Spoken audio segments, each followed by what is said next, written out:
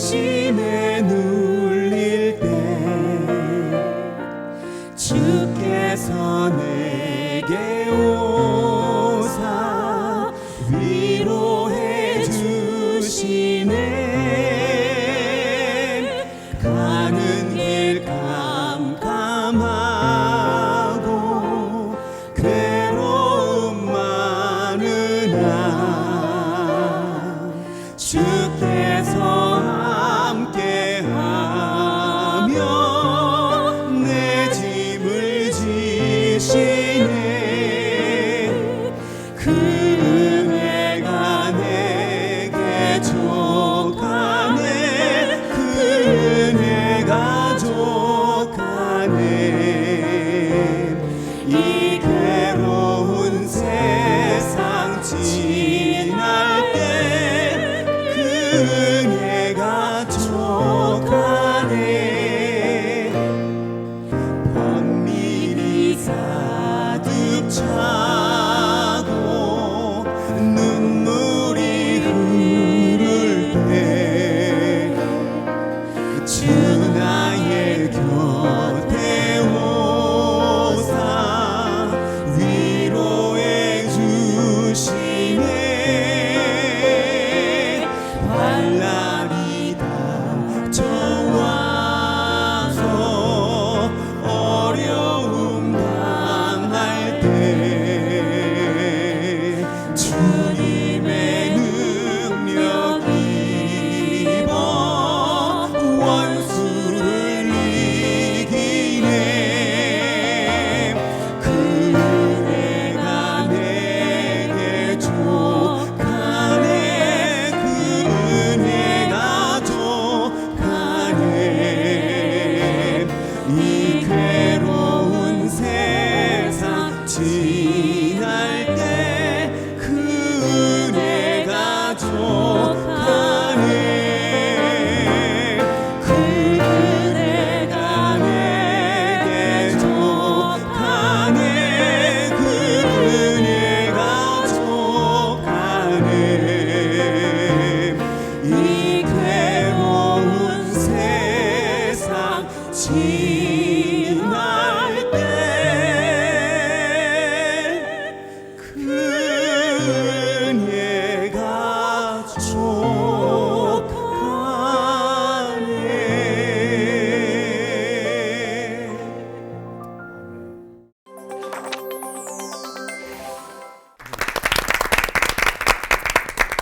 명절이 되면 그동안 자주 못 찾아뵙던 부모님 생각이 나기 마련인데요. 오늘 올포원에서는 우리 자녀들은 과연 부모 생각을 얼마나 하는 걸까, 그 얘기를 좀 나눠보려고 합니다. 우리 올포원 가족분들은 자녀들에게 어떤 부모라고 생각을 하세요? 친절한 부모?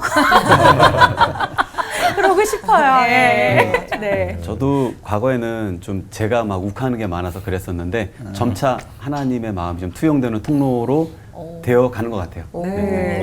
우리 미래의 자녀들은 오민우 형제를 어떻게 친구 같다고 하지 않을까. 좋은 아빠가 될 것 같아요. 네. 저도 웃기는 엄마. 아빠보다 좋은 엄마 이렇게 하는데 아직도 엄마야 아빠야 하면 아빠 얘기 간간히 할 때가 있거든요. 그래서 이거는 서로가 계속 노력하는 부분이에요. 더 좋은 엄마 되기, 더 좋은 아빠 되기. 요새도 계속 노력 중입니다. 네. 역시 올포원 부모들은 자녀들에게 높은 점수를 받고 있는 것 같은데요. 근데 성경에 보면은 부모는 성공을 했는데 자녀들 교육에 실패한 사람들 이야기가 꽤 많이 나오거든요. 부모의 가르침과 신앙의 전수라는 게 정말 어렵구나라는 걸 성경 속에서도 볼 수 있는 것 같아요. 어떤가요, 목사님? 나 죄 하나도 간섭하지 못한 게 인간인데 자녀를 참 잘 기르고 신앙까지 전수한다는 건 만만치가 않습니다. 그래서 오늘 찬양이 참 적절한 것 같아요. 내 마음이 근심되고 낙심에 쌓일 때 주께서 오사 위로해 주시네. 주 은혜가 족하네. 주 은혜가 족하네. 그러니까 힘들지만 주님의 은혜로 또 감당하면은 또 이렇게 잘 되는 게 자녀 교육 같아요. 오늘 방송이 참 중요한 것 같습니다. 교인들한테 설교하긴 쉬운데 아이들에게 그 설교를 하긴 참 어렵더라고요. 그래서 사실은 목회하는 것보다 자녀 교육이 몇 배나 더 어렵죠. 네. 오늘 주제가 사무엘도 실패했는데 그쵸. 사무엘이 왜 실패했는가는 모르겠는데 중요한 건 사무엘도 실패했다는 거. 그러니까 까불지 말고 잘해야 되겠다. 네. 사무엘도 실패한 자녀 교육이 내 문제가 되지 않으려면 어떻게 해야 되는지, 그리고 이미 내 문제라면 그걸 어떻게 해결할 수 있을지 그 실마리를 좀 찾아가는 시간이 된다면 좋겠습니다. 삼형제의 아버지이신 김동우 목사님, 그리고 아들, 딸, 남매를 두신 이건호 목사님이 설교 준비하셨거든요. 두 분 크게 박수로 모셔보죠.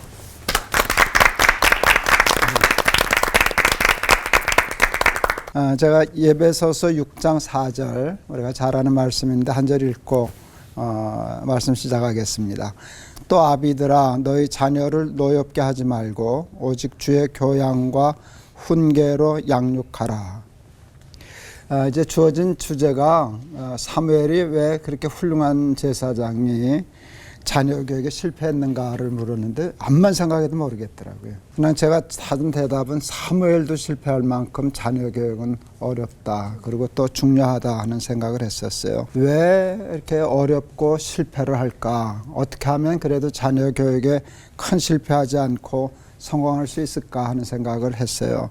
그래서 두 가지를 생각했는데 첫째는 사무엘도 그렇고 많은 목회자들도 그렇고 교인들도 그렇고 사역과 목회와 사업에 몰두하고 가정과 자녀 교육을 소홀히 했기 때문일 경우가 제일 많은 것 같아요. 열심히 돈 벌어다가 학원비 대고 뭐 좋은 옷 입히고 그랬기 때문에 내가 너를 어떻게 키웠는데 라고 착각하거든요.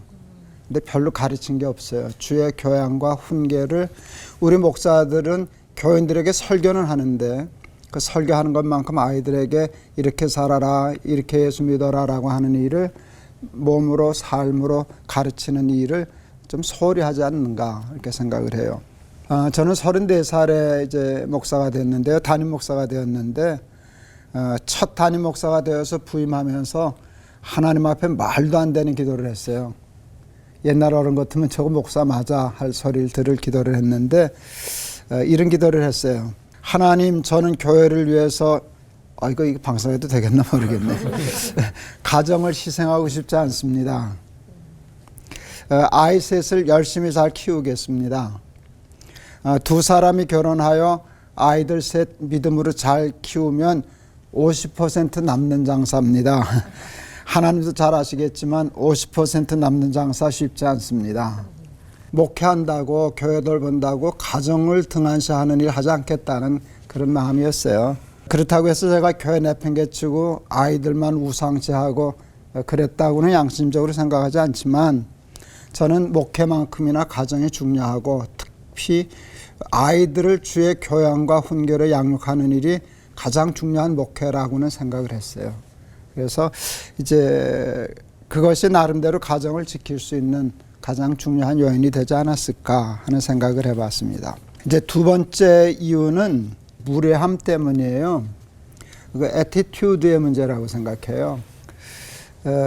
이제 고린도전서 13장에 보면 사랑은 오래 참고 이렇게 시작하는데 제가 가장 이렇게 마음에 새기는 말씀 중에 하나가 무례히 행치 아니하며예요. 사랑한다면 무례하지 않아야 돼요. 근데 부모는 여기에 조금 문제가 생겨요. 자식을 사랑은 하는데 되게 무례해요. 우리는 예의를 생각하면 자녀가 부모에게 예의가 있어야 된다. 젊은이가 어른에게 예의가 있어야 된다는 이런 유교적인 관념을 갖고 있어요. 그런데 예의는 모든 사람이 모든 사람에게 갖추어야 할 자세예요.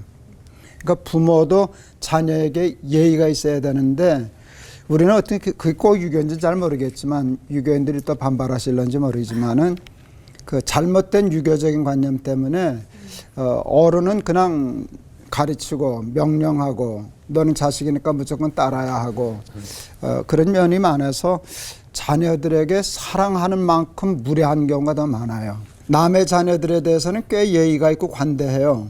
근데 자기 자녀에게는 더 엄격하고 무례해요. 왜 그런가 하면 사랑이 더 깊어서 그래. 잘못될까 봐. 그래서 그러는데 그것이 자녀 교육에 성공하지 못하는 가장 큰 이유가 아닐까. 그래서 오늘 성경은 너희 자녀를 노엽게 하지 말고라고 말씀하거든요. 이 말씀 속에 뭐가 있는가 하면 너희들은 자녀들을 잘 노엽게 하더라. 그 노엽게 하는 것 때문에 자녀 교육에 실패한다. 그러니까 너희 자녀를 노엽게 하지 말아라 할 때 인격으로 대하고 예의로 대하라라고 하는 말씀으로 풀었어요. 제가 제일 좋아하는 말씀 중에 하나가 요한계시록 3장 20절 말씀이에요. 내가 문 밖에 서서 두드리노니 누구든지 내 음성을 듣고 문을 열면 내가 그에게로 들어가 그와 더불어 먹고 그는 나와 더불어 먹으리라. 예수님이 우리한테 들어오시려고 노크해요. 왜 들어오시는가 하면 들어오고 싶으셔서, 그 다음에 더 중요한 건 당신이 들어오셔야 내가 살아요. 그래서 노크를 하세요. 그런데 안 들어가셔요. 열어줄 때까지. 그리고 하나님이 기다리신다는 말씀이 저는 그렇게 좋아요. 들어가시는 게 옳은 일이잖아요. 그리고 그 우리를 위해서 그러시는 거잖아요. 그런데 내가 이해하고 동의하기 전까지는 강제로는 안 들어가겠다는 거예요. 제가 그 말씀을 읽고 너무 좋아서 성경 끝에 썼어요. 하나님의 예의. 하나님의 피조물인 우리들. 피조물인가요? 우리가 죄인인데 하찮은 미물 같은 죄인일 수도 있는데 자녀라고 존중하고 내 생각은 어때? 내가 들어가야 되겠는데 내가 열어주기 전까지는 아무리 내가 오라도 강제로 들어가지는 않을 거야. 여기서 우리 부모들이 자녀 교육을 좀 배워야 되지 않을까. 기다릴 줄 알고 존중할 줄 알고 그렇게 될 때 저는 아이들은 태생에 다 괜찮다고 생각하거든요. 부모들이 그런 식으로 접근하면 그런 부모를 실망시킬 자녀들은 그다지 많지 않지 않을까. 그래서 너희 자녀를 노엽게 하지 말고 오직 주의 교양과 훈계로 양육하라. 학원비만 내지 말고 옷만 사입히지 말고 정말 자녀 교육하는 일을 교회나 선생님들에게만 맡기지 말고 직접 아비들이 선생이 되고 그 다음에 무례하지 않고 이렇게 되면은 좋은 자녀 교육의 열매를 맺지 않을까 하는 생각 조심스럽게 해봤습니다. 제가 한번 기도하겠습니다. 하나님처럼 아이들의 인격을 존중할 줄 아는 예의를 갖출 줄 아는 부모가 되어 자녀 교육에 실패하지 않는 우리 교인들, 우리들 다 되게 하옵소서. 아멘. 예수 그리스도 이름을 받들어 기도하옵나이다. 아멘. 아멘.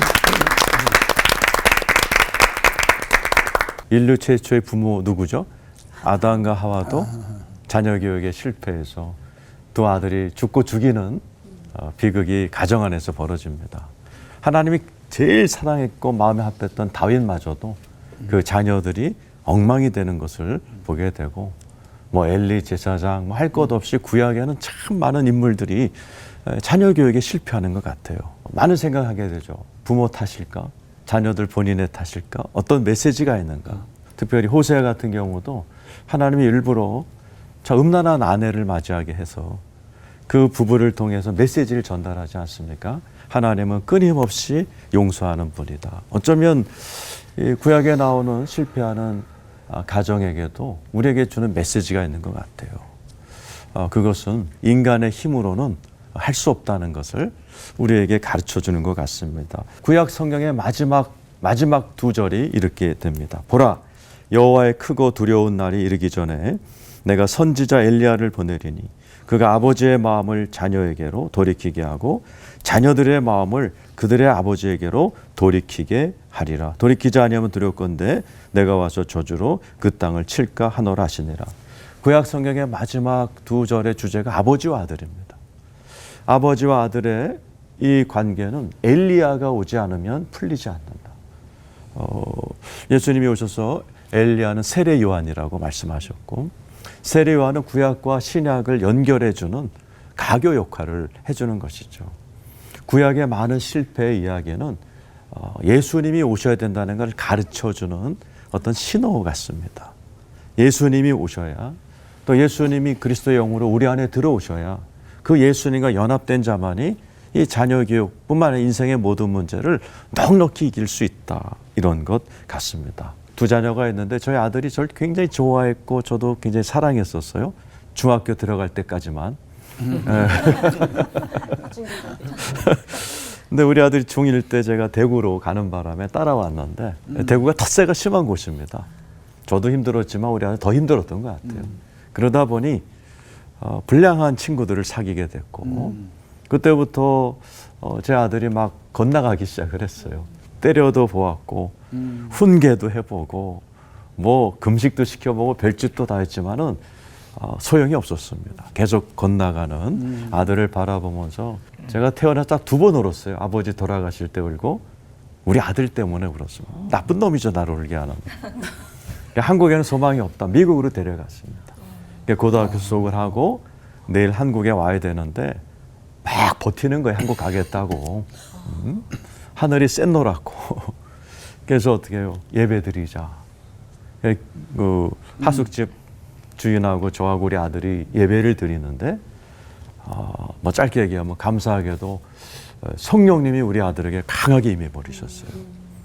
한 20분 동안을 방바닥을 뒹굴면서 통의 자복을 터지기 시작했습니다. 하나님 죄송합니다. 하나님 제가 잘못 자랐습니다. 하나님 용서해 주세요. 한 20분 동안 뒹굴고 울던 우리 아들이 일어났을 때 딴아이가 돼 있었어요. 그리고 일어나서 아빠 내가 살면서 이렇게 평안한 적이 없어. 아빠 한국 가. 그래서 제가 반신반의하고 왔는데 그 다음 날부터 하숙집 주인이 전화가 오는 거예요. 목사님 아들이 매일 아침 하숙집 지하실에서 1시간 기도를 하고 간다는 거예요.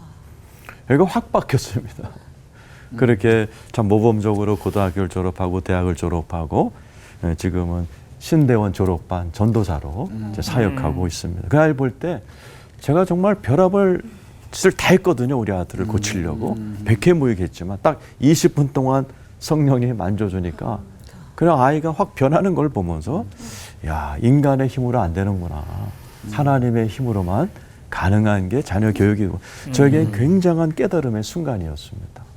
예수님이 오셔서도 야, 집안 식구가 왼수야 그랬어요. 그러면서 아버지와 아들과 어머니와 자녀와 이 관계를 얘기를 하시면서 그게 우리 안에 원수가 심어놓은 죄악성이 있다는 거죠. 이걸 이길 수 있는 방법은 너희들이 자녀보다 나를 더 사랑해야 되고 자기 십자가를 지고 따라오자는 합당치 않다. 그게 무슨 말이죠? 예수님들 했듯이 이 자녀 교육 문제도 네 힘으로 하지 말고 네가 하려는 마음 십자가에 죽이고 나를 부인할 때 네 안에 있는 내가 한다. 네 안에 있는 예수 그리스도의 능력이 네 자녀 감당한다.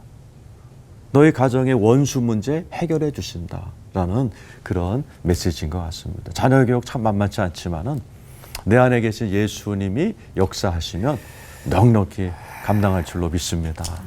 오늘 이 방송이 인간의 힘으로는 잘 안 되지만 수많은 분들이 실패했지만은 내 안에 계신 예수 그리스도의 은혜로 말미암아 어떻게 자녀 교육을 잘 감당하는지를 배워서 자녀 교육 잘 하시는 시청자 여러분 되시기를 축원합니다.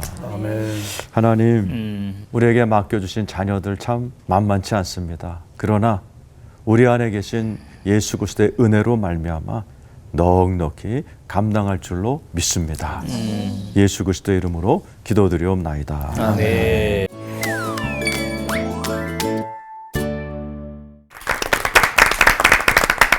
사무엘이 자녀 교육에 실패한 이유를 목사님들이 속 시원하게 찾아주실 줄 알았는데 잘 모르시겠다고 이야기를 하셨어요.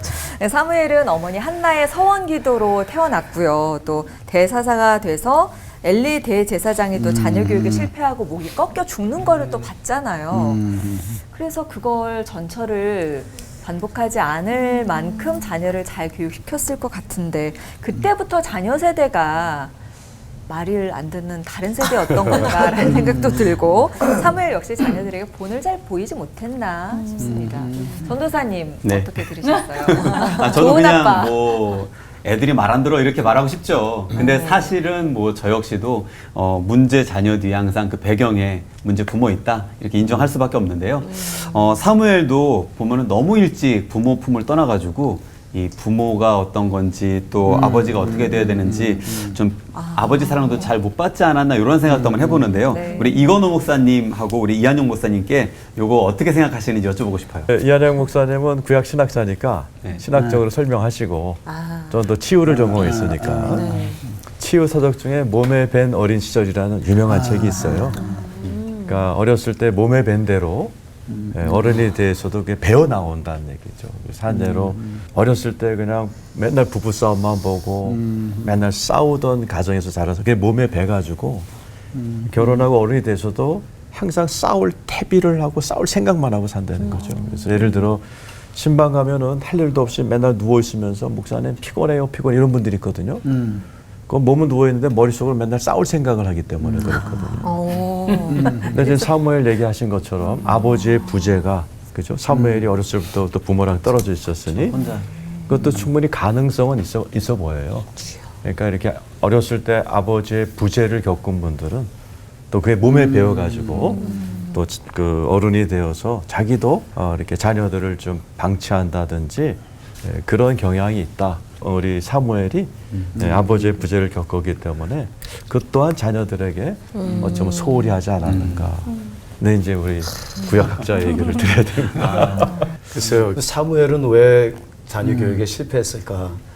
구약을 보면은 성공한 사람이 별로 없어요. 그래서 아마 하나님께서 그 반면 교사를 하시는 것 같아요. 그죠? 그렇게 하시는데 본문에는 사무엘이 왜 자녀 교육에 실패했는가 그를 아주 명시적으로 세부화해서 이렇게 언급하는 곳은 없어요. 그래서 제가 7장, 8장을 잘 살펴보면서 여러 가지 생각해 봤어요. 첫째는 8장에 보니까 그 요엘과 아비야가 그 아비의 행위대로 따라하지 아니했더라 그래요. 이것은 무엇을 의미하냐면 꼭 부모의 책임은 아니다. 그래요. 그들이 아버지 행위가 좋았는데 따르지 않았다. 이게 첫 번째 그 한번 생각해 볼 수 있고요. 두 번째는 그 아까 말씀드린 것처럼 그 한나가 사무엘을 어렸을 때 나실인으로 하나님께 바치고 가정을 떠나서 정상적인 가정 생활을 못 해봤을 것이다. 이제 그게 분명히 있고요. 또 하나는 7장에 보면은 이제 사무엘이 라마에 살았거든요. 그러니까 예루살렘 북쪽인데 매년 라마에서 베델과 미스바와 그다음에 한 125km 떨어진 요단강 쪽에 그 길갈까지 순회하면서 사역했다. 무지하게 바삐 살았어요. 근데 125km를 걸어서 순회하려면은 1년 내내 길에 있었어요. 집은 라마예요. 그죠? 그래서 그걸 보면은 또 7장에 보면은 막 이스라엘 사람들이 우리를 위해서 쉬지 말고 기도해달라고. 쉴 시간도 없었어요. 그래서 한마디로 방치하지 아니었는가. 또 하나는 그 자녀들이 이제 그 돈의 문제가 있었잖아요. 그 사무엘이라는 사람은 사사고 또 그 시대에 사사 시대에 또 선지자로서 왕의 직위에 있는 거거든요. 물질적으로 풍요로운 집안이었어요. 그 자녀들이 어려서부터 사치한 것 같아요. 그래서 아들들에게 물질관을 잘 심어주지 못했던 것 같아요. 그래서 마지막으로 제가 생각한 거는 이제 요엘과 아비야가 사사가 됐잖아요. 근데 그 누가 사사로 세웠냐면 아버지가 세웠어요. 그러니까 누가 봐도 아버지가 봐도 사사 자격이 없는데 자기 자식이라고 세운 거예요. 그래서 우리가 그 공로 없는 보상에 조심해야 돼요. 그러니까 우리가 아이들을 키울 때 그냥 무조건 사랑하고 다 용서해주고 다 덮어주고 실력도 안 되는데 세워주고. 그래서 이런 하나의 추측이지만 제가 그 행각 사이에서 본문이 암시하는 것들을 한번 생각해 보면은 한마디로 이런 문제들이 있지 않았을까 이렇게 한번 생각해 봅니다. 상당히 설득력 있는 근거를 찾아주신 것 같아요. 역시 네, 학생. 짜서 그냥 억지로 찾았어요. 네. 맞아요. 그런데 뭐 이렇게 성경에서 짜서 해서 명답을 주셨는데 그냥 한간에는 그 아들의 그 아빠의 그 아들이야 아니면 정말 부모는 아이의 거울이야 또 이렇게 또 하죠. 아버지의 나쁜 습관은 내 때에서 끊어야 돼 막 이런 얘기들도 많이 하는데요. 우리 김동호 목사님은 삼형제와 또 손주들까지 이 3대까지 너무너무 화목하게 지금 계속 내리 사랑으로 이어가고 계시잖아요. 그 모습이 부러우면서도 말씀도 해주셨지만 아이에게 더 예절을 지키는 부모가 돼야겠다라는 생각을 하면서 돌아본 결과 이 훈계와 양육은 안 되고 계속 그 마음이 커져서 목소리가 커지고 그 이후에 저는 한숨만 늘고 이게 많은 지금 부모들의 마음이 이렇거든요. 그래서 이런 훈육과 양육 도대체 어떻게 해야 되는지 우리 김동호 목사님과 김한원 목사님께서 조금 저희 도와주셨으면 좋겠습니다. 지금 우리 그 강전도사님이 아까 애들이 말을 안 듣는다는 말 했잖아요. 네, 네. 그게 이제 중학교 가면 안 듣기 시작하거든. 근데 그게 굉장히 건강하고 정상적인 발달 과정이에요. 그때도 말만 잘 들으면 애가 곤란해져요. 자기 생각이 없어지는 거거든. 그러니까 말 안 듣는다는 일을 꼭 문제아처럼만 생각하는 일이 위험할 수도 있어요. 아, 얘가 지금 자아의식이 생기는구나. 자기 생각이 있고 자기 주관이 생기는구나. 생각할 수 있고. 그 다음에 또 하나 중요한 게 있어요. 쥐들은 들었나? 우리도 안 들었거든. 이제 그런 게 있고. 그 다음에 더 중요한 게 있어요. 부모들은 자식의 말을 안 들어. 자식의 말을 들으려고 하질 않아요. 그러니까 애들은 늘 불만이 부모는 내 말을 안 듣는다고 생각하니까 자기도 듣기 싫은 거예요. 그러니까 사실은 아이들이 부모 말을 잘 듣게 하려면 역설적으로 아이들 말을 잘 귀 기울일 줄 알고 들어줄 줄 알고 공감할 줄 알고 그 일리가 있어. 존중해 줄 줄 알아야 아이들도 부모의 말을 들을 텐데 우리는 안 듣고 너만 들으라 그러니까 이게 손해나는 장사니까 잘 듣고 예, 그래서 부모처럼 말 안 듣는 사람이 없어요. 이제 제가 아이들 그 기를 때 저희 아버님을 저는 잘 만났어요. 그러니까 아버님이 그런 면에서 굉장히 앞서가는 분이어서 일부러 뭘 가르치려고 하질 않았어요. 자꾸 들어주려고 그러고 예를 들면 뭐 저는 딴 말인데 가난했는데 우리 아버지가 옛날에 100원 했잖아요. 우리 아버지는 100원 달라 할 때 100원만 주신 적이 없어요. 야, 100원 갖고 되냐? 그리고 200원을 주시는 분이에요. 그러니까 아이들 입장에서 생각하고 늘 그런 쪽으로 이제 그랬는데 잘 들어주시고 잘 놀아주시고 아까 민우 씨가 아빠가 되면 친구가 되겠다 그랬잖아요. 그 굉장히 중요한 말이거든요. 그 애들이 부모하고 친구 있을 때 누구를 더 좋아하게 해요? 친구를 더 좋아해. 왜 그런지 알아? 놀아주니까. 잔소리를 안 하거든. 그리고 다 이해해주고 받아주는데 부모가 아이들의 친구가 되면 아이들은 부모 말을 들으려고 해요. 친구니까. 근데 우리가 거기에 서툴러서 근데 왜 그런가 하면 급해. 잘못될까 봐. 그래가지고 다구치고 하니까 이렇게 푸시가 강하면 반발도 강하거든. 자녀 교육에 대한 책을 2권을 썼어요. 자녀 교육에 2권을 썼는데 제가 거기다 이렇게 썼던 기억이 있어요. 무지한 사랑은 사랑이 아니다.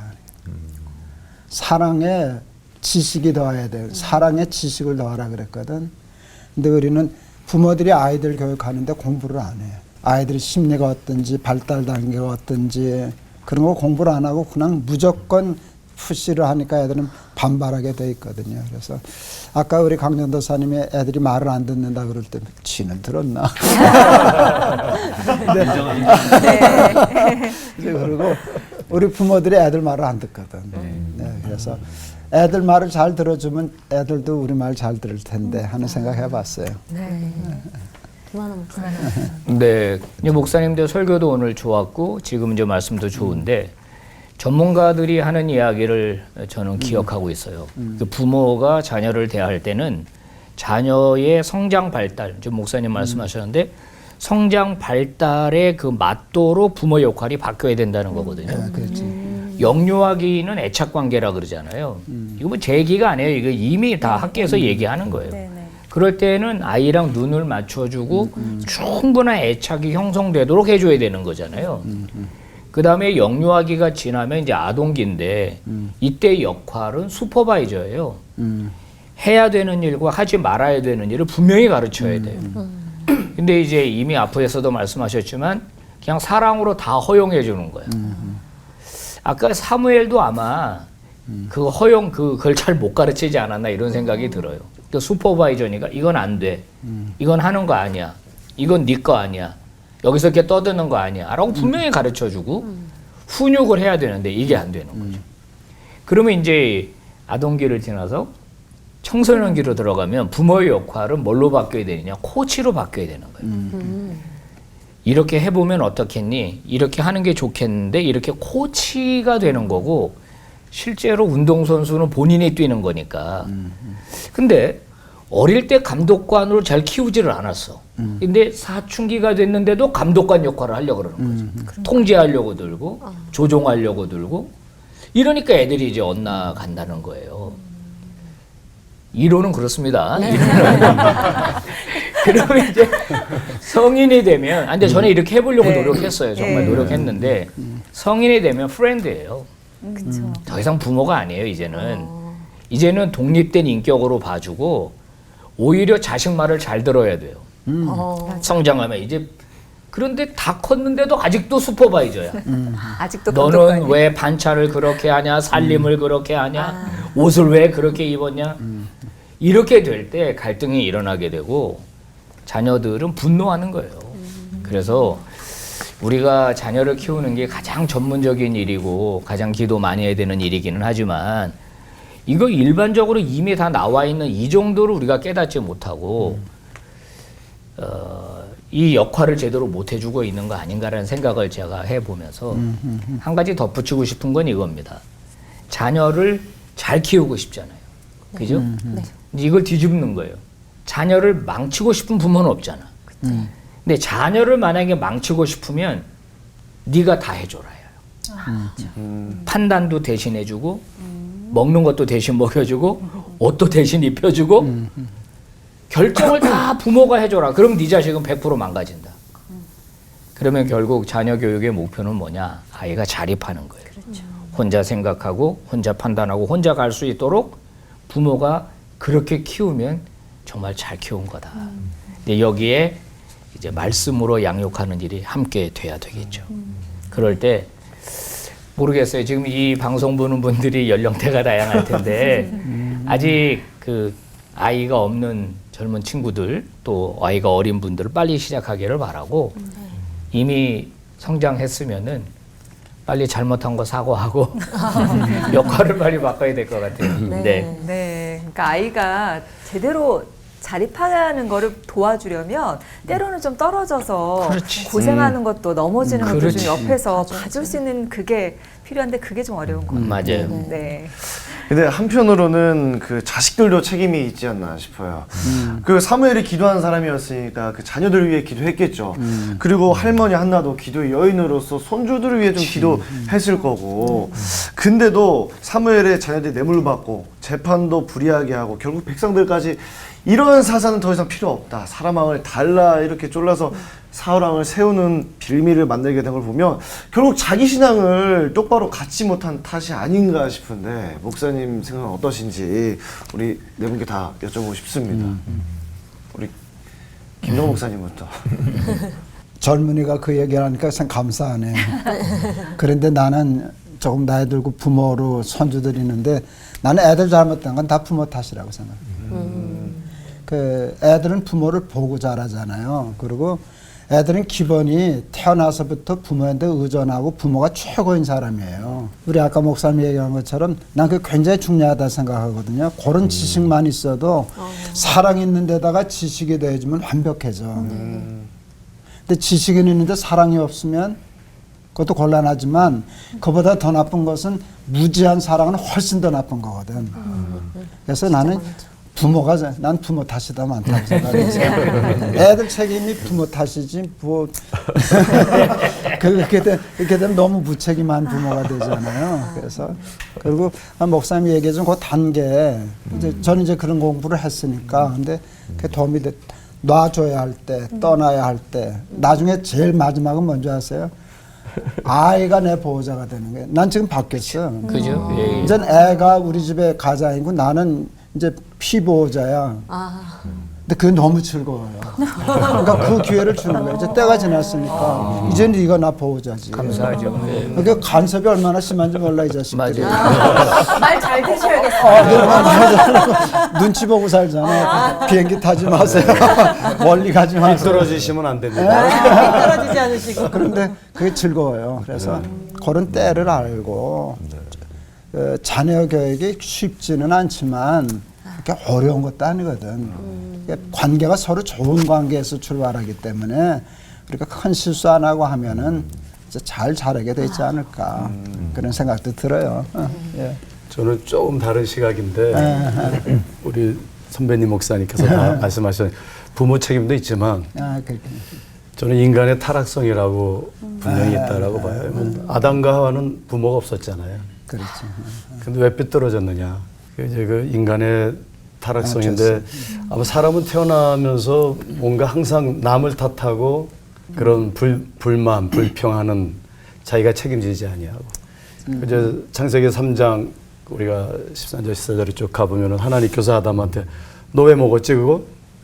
그랬더니 당신이 만들어가지고 내 옆에 갖다 놓은 그 여자 여자가, 때문에 먹었습니다. 그 여자가. 하와한테 너 그거 왜 먹었냐 그랬더니 뱀이 뱀 때문에. 거기는 사실 뭐가 암묵적으로 명시되어 있냐면은 당신이 만든 뱀이 먹으래서 먹었습니다. 그래서 우리가 분명히 부모 책임은 있는데 그 부모 책임이 있다라는 건 그냥 놔두면은 잘 될 수는 없다. 이제 그게 인간의 타락성이 항상 누구를 원망하고 부모 탓이고 환경 탓이고 어느 때 이렇게 보면은 뭐 저 개천에서 용난다고 뭐 깡패 집안에서도 성자가 나오고 그러거든요. 그래서 그런 거 볼 때는 우리가 어려서 아이들을 키울 때 책임지게 하는 것, 하나님과 사람 앞에서 잘못한 것에 대해서 누구 탓하지 말고 부모 탓 많이 하잖아요. 분명히 부모 문제 있지만 어려서부터 이건 내 책임이야. 내가 잘못했어. 이런 게 필요하지 않을까. 좀 그런 면도 있지 않나 그렇게 생각이 듭니다. 여기는 부모 탓이라고 그러고 여기는 자녀 탓이라고. 중간에서 어떻게 중간. 뭐 내 탓이요밖에 없는 것 같아요. 서로. 그 사무엘상 8장의 1절에 보면은 사무엘이 늙음에 이렇게 나오거든요. 그 3절에 두 아들이 아버지 행위를 따르지 않더라. 그 학자들 그 주석 보니까 그때 사무엘의 나이가 한 60에서 70이었을 거라고 그러고 아들들의 나이는 40, 50대. 아들들이 촉법소년이 아닌 거죠. 애들이 아닌 거죠. 40, 50대 장성한 그들이 그 나이가 되면 이제 아버지 늙어가고 이제 머리가 커진 그런 아들들이 사무엘의 말을 따르지 않더라. 행위를 따르지 않더라. 그래서 제가 볼 때 이 두 아들들도 어른이 되어가면서 사람이 타락한다면 여러 가지 변수가 있는 것 같아요. 죄악성, 또 솔로몬처럼 주변 사람들의 영향력 이런 것들 때문에 그들이 이렇게 타락하지 않았나 그렇게 생각이 듭니다.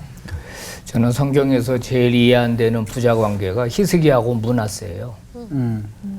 가장 악한 왕인데 또 가장 길게 통치 55년. 왜 그러는지 이해가 안 돼요. 그러면서 이제 에스겔서 18장 말씀이 떠오르는데 이게 뭐냐? 아버지가 신포도를 먹었다고 아들이 쉬지 않다. 하나님께서는 각자의 죄다 이렇게 말씀하시거든요. 그러니까 아들들은 훌륭한 아버지를 보고 성장을 했지만 본인들의 자유의지로 악을 선택한 거예요. 그러니까 이거를 100% 아버지 잘못으로만 돌릴 수 있겠냐. 그러니까 자기 죄는 자기 책임이다. 근데 어떤 심리학자가 쓴 책의 그 내용이 한 토막이 생각이 나요. 아버지가 알코올 중독자가 있었어요. 아들이 둘이에요. 큰아들을 찾아갔는데 알코올 중독자예요. 당신은 어떻게 이렇게 알코올 중독자가 됐냐 그랬더니 이 아들이 하는 말이 나 어릴 때 우리 아버지가 맨날 술 먹고 그런 것만 보고 자랐는데 내가 어떻게 알코올 중독자가 안 될 수 있냐 이랬다는 거예요. 보고 배운 게 그건데 둘째 아들 찾아갔어요. 사람이 번듯해. 그 물어봤어요. 당신은 어떻게 알코올 중독자가 안 됐습니까? 그랬더니 아니 내가 어릴 때 우리 아버지 맨날 술 먹고 그러는 거 보고 자랐는데 내가 어떻게 알코올 중독자가 될 수 있냐고 이렇게 얘기를 했다는 거예요. 똑같은 환경인데. 똑같은 환경 속에서 성장을 했는데 한 아들은 아버지의 그 나쁜 면만 봤고 한 아들은 그걸 반면교사로 삼은 거죠. 사무엘 책임 없다고 말 못해요. 그렇다고 자녀 책임 없다고 말 못하는 것 같아요. 그러니까 이거를 우리가 무차르듯이 누구 책임이다, 누구 잘못이다 이게 말하기는 어렵고 분명히 그 자녀들에게도 책임이 있다고 보여져요.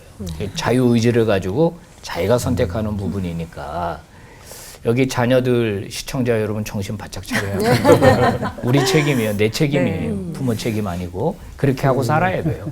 예. 전 생각이 좀 달라요. 이게 달라야 올포원이지. 그쵸, 그쵸. 예. 관계가 남남의 관계면 부모 책임, 너 책임은 얼마냐, 너 책임은 얼마냐를 엄밀히 가릴 수 있어요.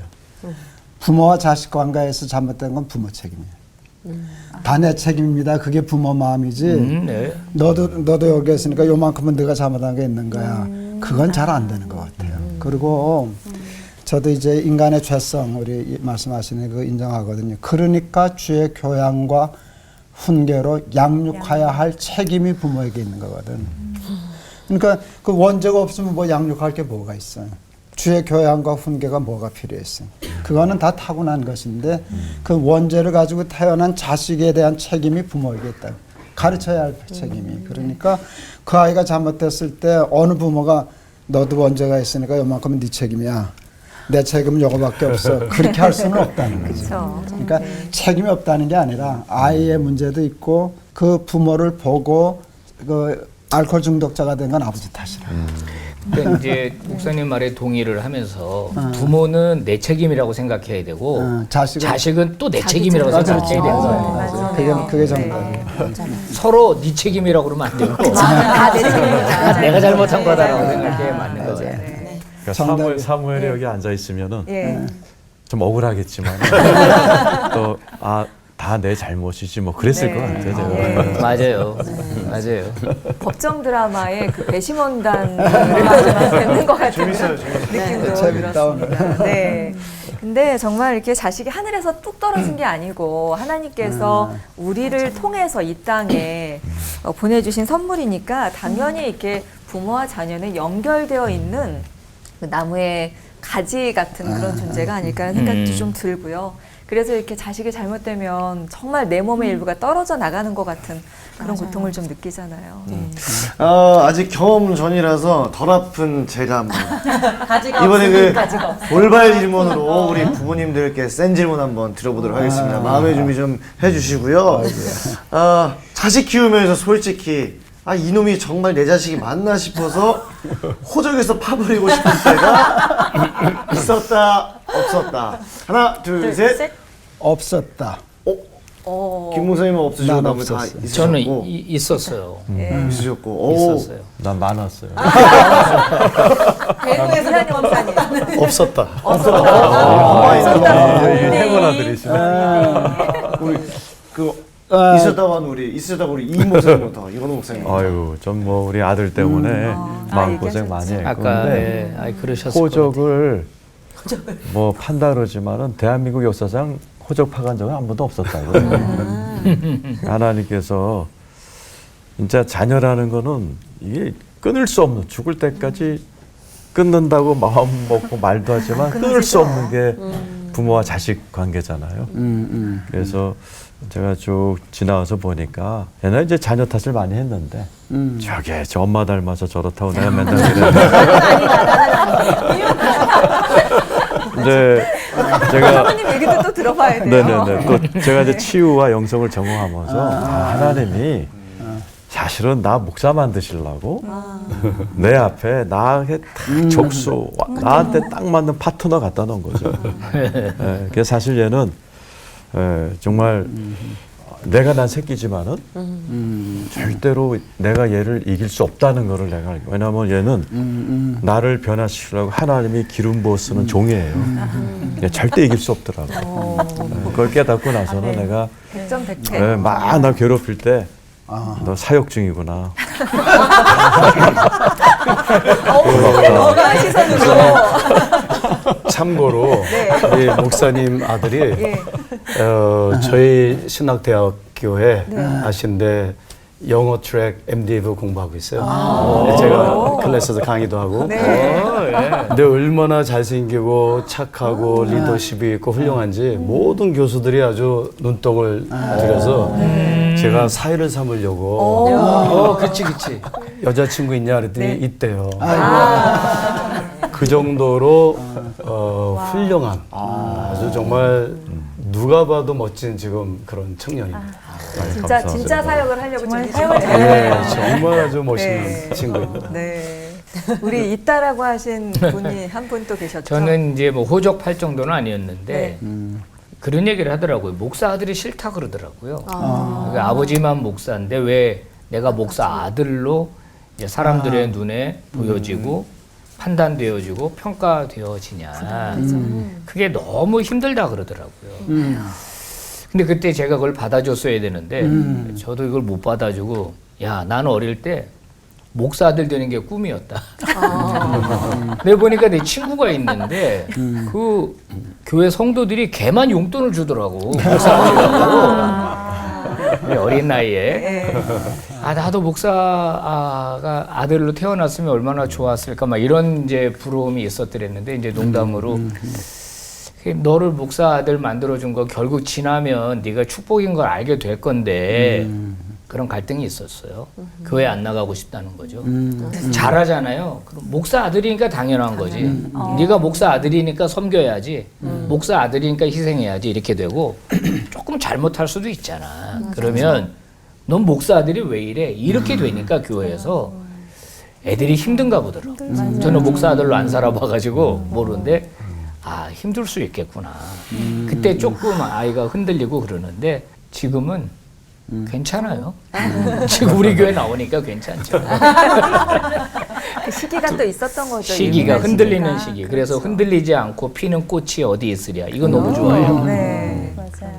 우리가 영어로 부모 자식 관계를 반딩, 디반딩, 리반딩이라고 해요. 반도하고 디반도가 다시 리반딩 하는데 반딩이라는 어근은 없어지지 않는다라는 거예요.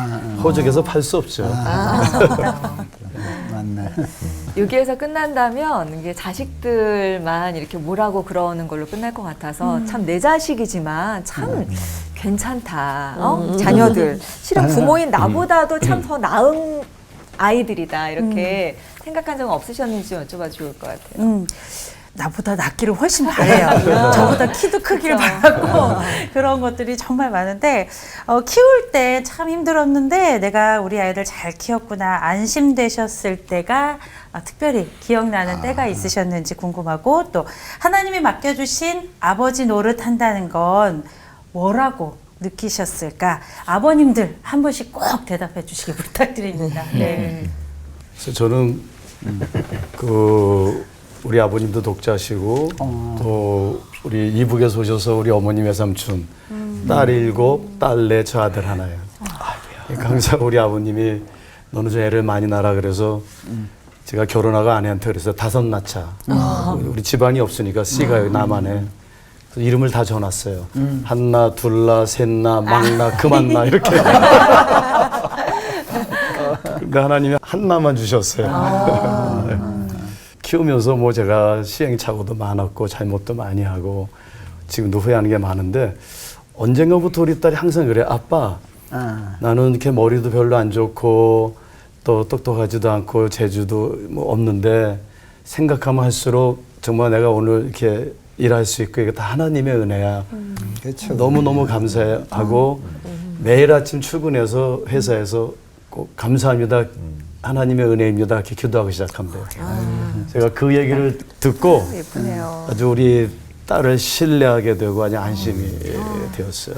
아버지의 노릇이라고 했는데 저는 이제 나름대로 주례를 많이 이렇게 섰는데 제가 주례하기 전에 그 프리메리털 카운셀링 할 때 항상 얘기합니다.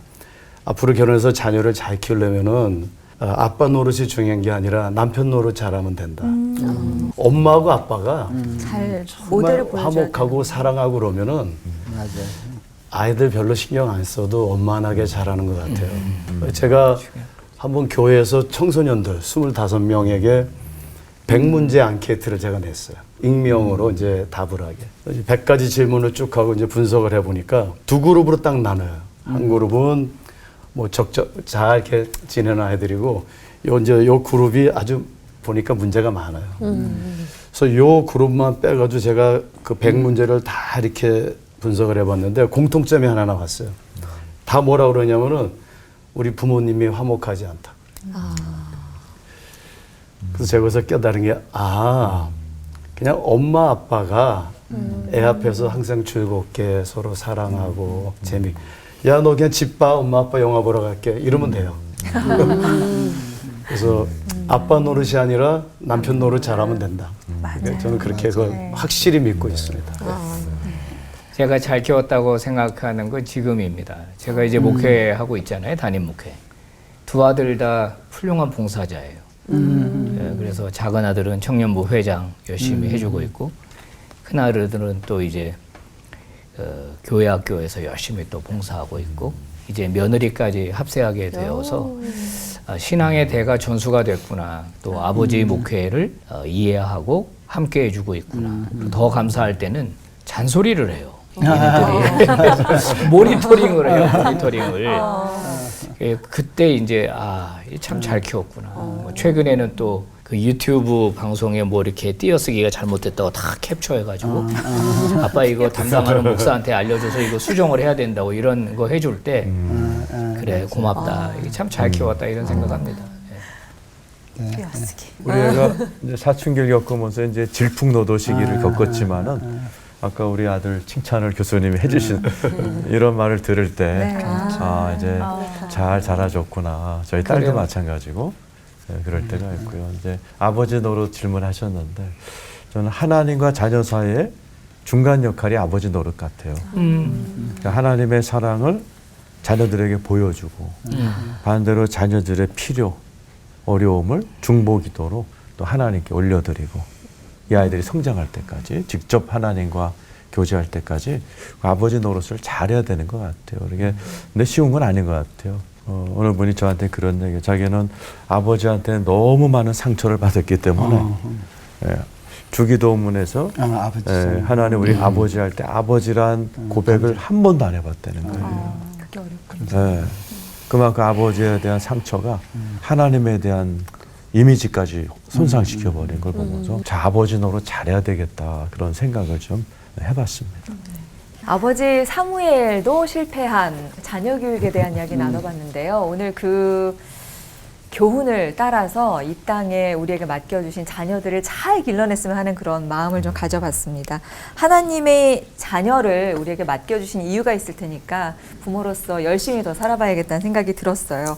다음 시간 2부에서는 우리 자녀들이 하나님 안에서 잘 성장하는 길을 좀 더 구체적으로 살펴볼 거니까 꼭 놓치지 마시길 바라고요. 끝인사 간절하게 외쳐보도록 하죠. 하나님 식대로 키운 자식 잘 산다는 믿음으로 하나 되는 시간 올포원.